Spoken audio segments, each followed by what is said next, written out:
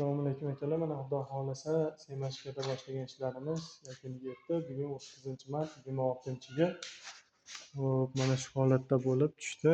Boshlanishi bitta mo'ykamiz, u burchakka mangal, bu yerda 22 talik и 16 talik qozonimiz tushdi.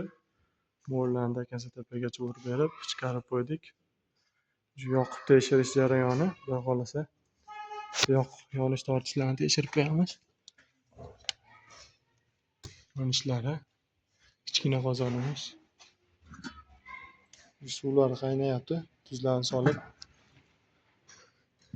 katta qozonimiz yonishlari, Xudo xohlasa 1 gram tutun chiqmay tashqariga. Tortishini tekshirib qo'yamiz.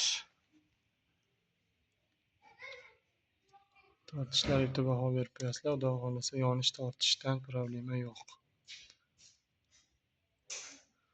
Bu kichkina qozonimiz. Bunisi katta qozonimiz. Xudo xohlasa o'ta go'zal holatda bo'lib tortyapti. Bunisi mangalimiz.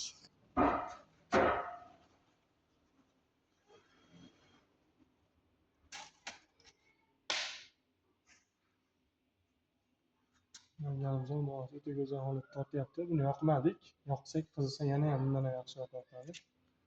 Hozir ham shu holatda ham Xudo xohlasa bir ham suv tashqariga chiqmayapti.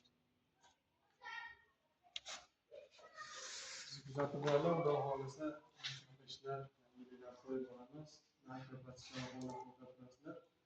Tashlaga jo'natib qo'yamiz.